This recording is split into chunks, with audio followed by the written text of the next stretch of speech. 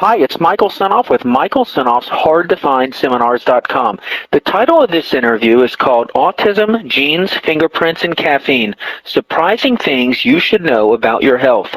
If you thought caffeine was bad for you, think again. According to Dr. Roizen, best-selling author and co-creator of RealAge.com, you should drink at least 6 cups of coffee a day to reduce brain aging. In fact, he says there are 151 things you can do to change your rate of aging, and in this audio, you'll hear some of them. Dr. Michael Roizen also talks frankly about a number of health issues concerning people today, including the rise of autism rates and its possible link to both the environment and genetics. You'll also learn how to stay younger than your years. Dr. Roizen is in his 60s, but his real age is 44. Exactly what scientists know about autism. Is it really linked to childhood vaccines, and just how safe are the shots anyway? You'll learn ways we can influence the genes we have and turn on a gene that will prevent colon, prostate, and breast cancer just by eating 4 servings of broccoli a week. You'll learn how a mother-to-be's lifestyle can affect her baby's behavior after he's born and ways to stay healthy during pregnancy. You'll learn all about the power that food has over our health and simple ways to live better and healthier.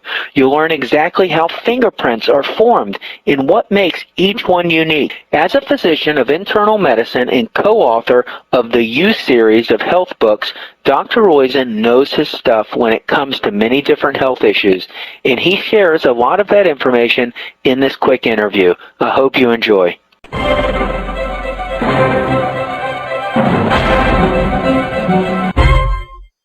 Hi, this is Chris Costello, and I've teamed up with Michael Senoff to bring you the world's best health-related interviews. My dad used to tell me that making money is great, but being able to spend it in a healthy and vibrant manner makes your financial success that much sweeter. So if you know anyone struggling with their weight, with cancer, diabetes, ADHD, autism, heart disease, or other health issues, send them over to Michael Senoff's HardToFindSeminars.com. I'm Chris Costello, and today we're talking with one of America's best-loved doctors, Dr. Michael Roizen. Dr. Roizen, thank you so much for joining us today. Chris, it's always a privilege, and you're from the best-loved area of the country, so I think all of us would love to be out there in Santa Barbara with you. Now, Dr. Roizen, you've written just the wildly popular series along with Dr. Oz, the You series, You on staying healthy and young, and your newest, You on having a baby. But there's a subject that I know a lot of our listeners are interested in and wondering about, and I wondered if you could speak a little bit to what is going on with these really high rates of autism and learning disabilities in American children these days. Well, there's no doubt it has increased over the last 50 years. There's also no doubt that both environment and genetics play a role. And in the genetics, for example, if 2 engineers marry each other, instead of a 1 in 150 or 160 rate of autism, there's almost a 1 in 15 or 16. So it's a much higher predominance.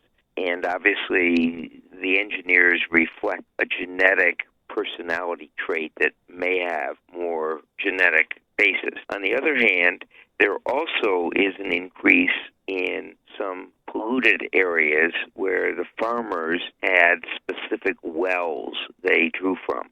So it appears that there's both an environmental and a genetic component, and the environmental may relate to something we're doing to our environment on a more widespread basis, whether it is pesticides or whether it is the way we're, if you will, growing things, etc. There are a whole raft of things that are being investigated. In fact, some of the people at UC Davis are doing what we would call some of the most important environmental work in the area, trying to find out what it is.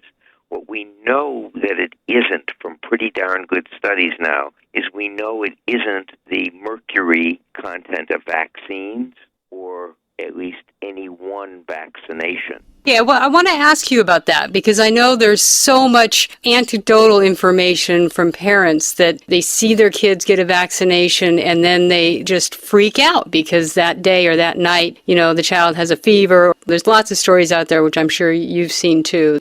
When you get a fever or stressed reaction, you bring out certain diseases that would have been brought out anyway that are of the mitochondria. And so in the specific examples where it's been examined, where it's been, quote, triggered within a very short time frame after vaccination, it almost invariably, in fact, I think it has been invariable, there is a genetic disease that is known to be triggered by an inflammatory response, and that disease just hasn't been evident until then. So there are known triggers. Those things would have come out were they to have gotten, if you will, a fever in the future. So that gives us some important messages. In the You Having a Baby book, Mehmet and I did a series on what vaccination your child should get and why, and looking at the numbers needed to treat so any parent could make their own decisions. But we did this in a way that both the pro and the anti-vaccine group have yelled at us strongly. We actually had 34 different consultants, people very much on both sides of the issue, as well as people representing the medical establishment, people representing the anti-vaccine group, and tried to mold a conclusion from it. It was by far the longest and hardest thing we've had to write because literally virtually every one of the people we talked to after we had come to the conclusion that we had, both sides were annoyed at us for not going with the traditional view and not going with all vaccines are bad. Clearly the vaccines have saved a lot of people, and clearly there are better ways to give them. And the other point is we don't want the anti-vaccine group to stop it because they have forced a great deal of improvement in vaccine safety. Are there ways to make the vaccines safer? I mean, that's the first thing that comes to mind for me is why can't they take some of these additives out? Literally on childhood vaccines, they've taken the mercury out of all but one or two of them. And the amount of mercury you get in the typical flu shot now that is not individual dose, and you can get individual dose for kids, but the kind that is in the one that us adults get is the amount you get in eating the average 4-ounce piece of tuna. So it's not very much mercury, and it's in a much more benign form than, in fact, the fish tuna is in. So one is we don't think that's the problem. There are much more what we would call efficient ways of making the vaccine so they can get done less expensively, perhaps, and more efficiently. The problem is they haven't been as tried and tested as the current ones. So there will be, as we've pushed on vaccine manufacturers, they are now much safer than they were, for example, in 1980. They aren't totally safe, but let me give you an example. For the flu shot, we know that at most it causes 1 in 3 million serious adverse events.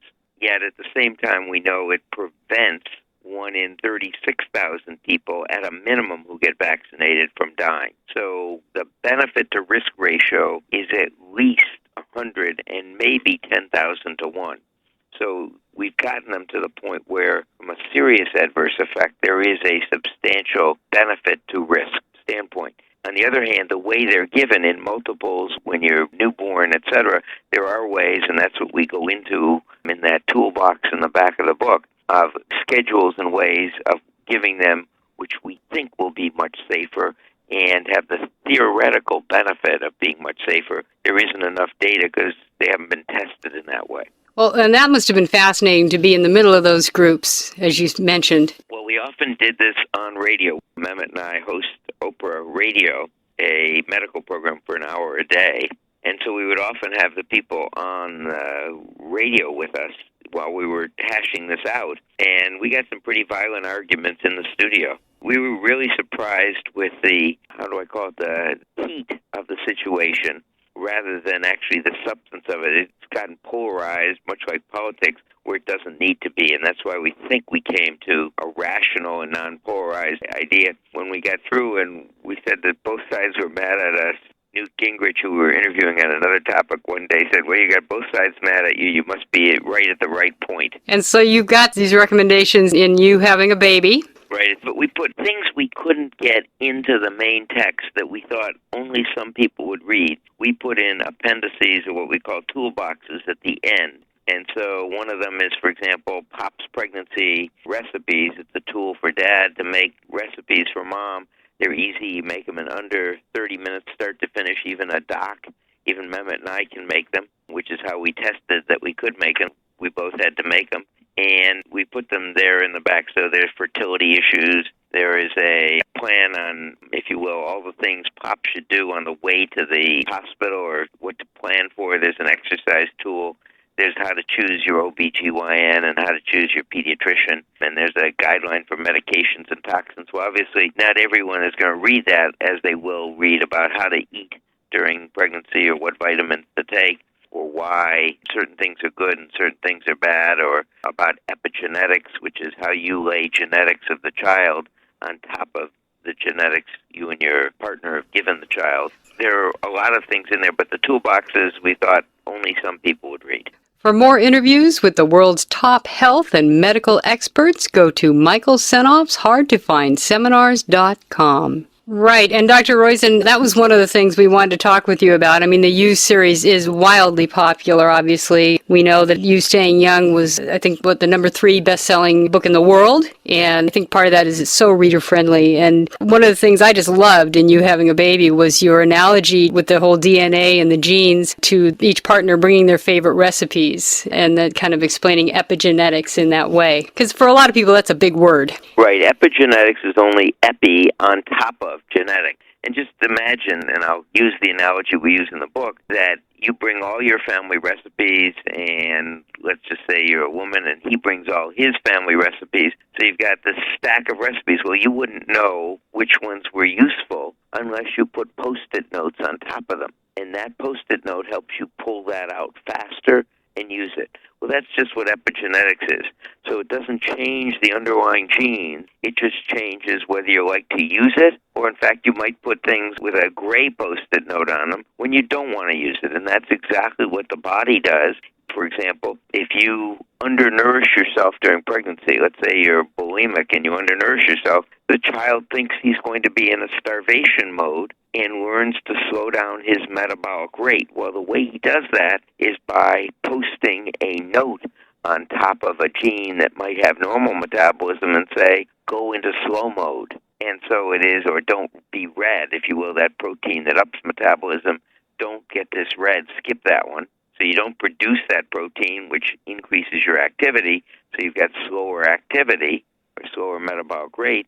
So what happens if the child then gets born and eats normally? He gains weight too fast. So epigenetics, is this one of the really exciting things in medicine right now? Because we're hearing a lot about this and just the potential to, turn on and turn off different genes through lifestyle changes. What do you see with all of that happening?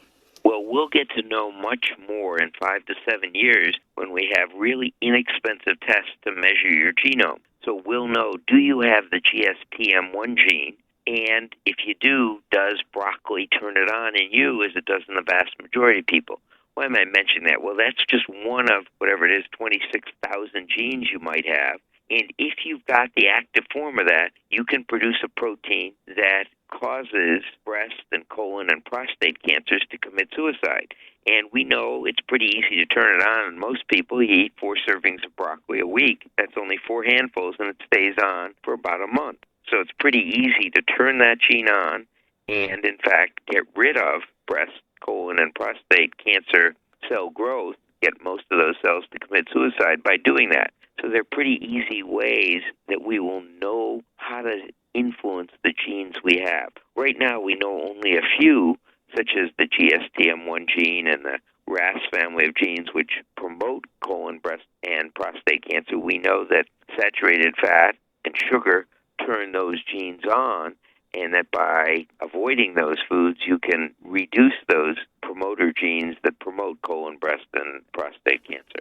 And is this a fairly new idea in medicine, this idea of food having such power for health? Well, it's really been around. If you look, there were statements, you are what you eat, very long time ago. But the fact that they influence individual genes is really about a 8 or 9 year old idea. And the development of it, obviously, it's still going on. We don't know all the genes and all the foods that influence them specifically, but it is pretty new and exciting, and it's one of the most exciting things to come out of the Genome Project. So you're listening to Wellness Talk Radio. I'm Chris Costello, and we're talking with Dr. Michael Roizen. So, Dr. Roizen, what's your website so our listeners can find out what you're up to? Well, we really use two websites. The first is realage.com, realage.com. And the second is, if you want to follow the Dr. Oz Show, which does a lot of the science of this in a fun and playful way, it's Dr. Oz, DoctorOz.com. Now, the real age you mentioned, I noticed you're in your 60s, and your real age is what? Well, I'm 64, and my real age is about a little over 44. Wow, very impressive. Now, what do you do to do that? How do you get that age? On Real Age, there are 151 things you can do that change your rate of aging. Everything from simple stuff like flossing your teeth. And why does that work? Because it changes the rate of inflammation in arteries, to, in fact, doing things that are more unusual, such as making sure you get 6 or more cups of coffee a day, or having the right amount of vitamin D level, or, if you will, as I said, having 4 servings of broccoli or 6 walnuts twice a day. And the reasons for those and what are alternatives. So if you can't take fish oil, there is a vegetarian alternative that is, in fact, more effective because it's where the fish get the algae from, DHA. So it's where the fish get the omega-3 from, which is algae, and that produces DHA. So there are a lot of neat things on there to help people stay and get healthy. Did you say I get to have 6 cups or I don't get to have 6 cups? The more you have, the better. 6 cups is really the trigger point at which you really get a lot of the benefit in reducing brain aging. Really? That's right. That's amazing. I thought you had to cut out caffeine. No, we want you, in fact, from a standpoint of health, there are 4 side effects of caffeine: migraine, headache, heart arrhythmias, gastric upset, and anxiety. And if you don't have one of those, then all the others, that is, the other choices, the more caffeine you have, the younger you are. Interesting. Okay. So back to you having a baby. We talked about epigenetics and this powerful, powerful idea that you can actually change how the genes are expressed. What are some of the things that new moms need to do during their pregnancy to really have the optimal experience for mom and baby? Well, the first is to understand that it is a majestic and wonderful experience. And in the vast majority of cases, everything turns out just normal. So the most important thing is to relax. Yes, get knowledge. Yes, form a buddy group and bond with other moms-to-be or with people who already have children so you can get their wisdom and expertise. But to realize this is going to be just fine because stress is the worst thing in the world. The second thing is to plan your pregnancy, if you will, since 50% are unplanned. Anytime you think you might be pregnant, which is everybody, in fact, who's from age 12 on to menopause, probably should be taking prenatal vitamins every day because you need them literally 3 months before you get pregnant. So relax, start the prenatal vitamins as soon as you can, and if you're not pregnant yet, start them 3 months beforehand or far in advance and keep taking them through breastfeeding, etc., until you reach menopause. The third is to understand you're not eating for 2, you're eating for 1.1, and there is a value in limiting your calorie intake so you only gain roughly 24 pounds. And secondly, there's a value in making those calories as high quality as you can because of the epigenetic effect of foods on your child. And, if you will, one corollary of that is if you eat a lot of junk food during your pregnancy, your child will begin to like junk food and will have that ensconced in his genes by that epigenetic pathway. On the other hand, if you eat just healthy food, the child will like healthy food much more. If you eat burritos that are cheese-laden, he'll like burritos that are cheese-laden. It's a very interesting phenomenon on how we adjust to senses. How about caffeine during pregnancy? You're listening to an interview on Michael Senoff's HardToFindSeminars.com. That's one of the few times in life you absolutely want to cut caffeine out because caffeine does increase miscarriage rate. Okay, so that's a strong reason not to. Absolutely, and it occurs at about 200 milligrams a day. Now, the interesting thing is 1 cup of coffee may be between 50 and 150, so you shouldn't have any. But even decaffeinated coffees, when we tested them they have 20 to 30 milligrams of caffeine. So it's not that you can substitute decaffeinated coffee for regular coffee. When you're pregnant, you probably should cut it all out totally. And also, Dr. Roizen, what do you think about the whole concept of home births versus hospital births? I think that this is an individual choice, and if you are otherwise healthy, meaning there's nothing unusual with your pregnancy and things are going fine and you don't have any unusual genetic traits or anything else, there's every reason to have a home birth. In fact, if you want one and if you're close enough to a hospital. What do we mean by that is because emergencies occur, even in rush hours, you want to be within 30 minutes of the hospital. And secondly, you want to pick then a practitioner who's willing to come and do a home birth and will work with someone else who is at a hospital in case an emergency occurs. But home births, obviously, they're low risk. That is, get who selects for it, and that's a very good thing. And we're out in California, so we have to ask you that, right? It's every place, and it's a great thing. Both Mehmet and I, even though we're both traditional physicians, think it's a wonderful thing if you can do a home birth. Lisa Oz tried home birth, that is Mehmet's wife, and ended up with a stalled labor. So she ended up not having home birth any of the time. And I've participated in probably because I helped do OB anesthesia at UC San Francisco when I was in my younger days, and at the University of Chicago. I participated in probably over 5,000 hospital deliveries. Yeah, we both love home birth. My one regret is I didn't do a home birth, but, can't do everything, right? And not only that, that's right. I mean, there are some reasons why some of us can't do them. So, Dr. Roizen, if there are a few really just key things that you'd like women and men to know about you having a baby, what would those things be? Well, I think the way we did it and the way we wrote about it was the goal is to make sure mom knows that is, all about what's going to happen at each stage of the game. We tried to do it in the least stressful way possible. That is to make sure that everyone knew what was going to happen, what options you had at each stage. So during delivery, for example, you get to decide what type of pain relief you want, and you can plan for it. But at each stage, we wanted to make sure that you knew that there were some things that you couldn't control, and to understand that and to work with them in advance. Wonderful. And Dr. Roizen, for our listeners that would like to find out more about what you're doing, can you mention those websites again, please? Sure. It is realage.com and Dr. Oz, DoctorOz.com. All right. And what's coming up next for you? Mehmet and I have a fairly active schedule. I think the next book is You the Smart Parent. We obviously relied on our wives a great deal for parenting our own children, and this is actually a fun thing as well, meaning the book is a lot of fun. And what kind of things will that go into? What it goes into is how you should frame what attitude, what things you should do for brain development and for muscular development, and how to get, if you will, the best parent out of yourselves and out of your partner you can. And what we know about what parenting does for child development. The team that worked together on you having a baby had delivered a little over, I think it was around 12,000 children at the time we ended up the book being published.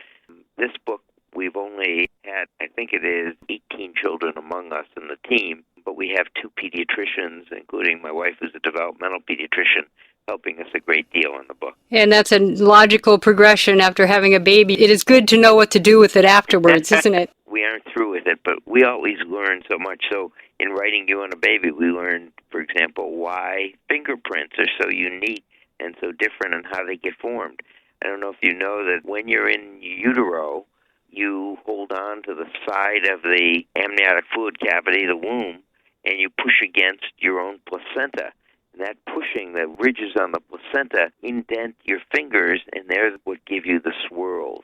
So there are a whole bunch of interesting things that Mehmet and I never knew that we can make the books more interesting with. That's interesting because we were just talking with Dr. D'Adamo, and he mentioned, I don't know if you've heard this one, same thing with the fingerprints, where you can actually tell if you've had a good time in utero, if they're symmetrical, if they match.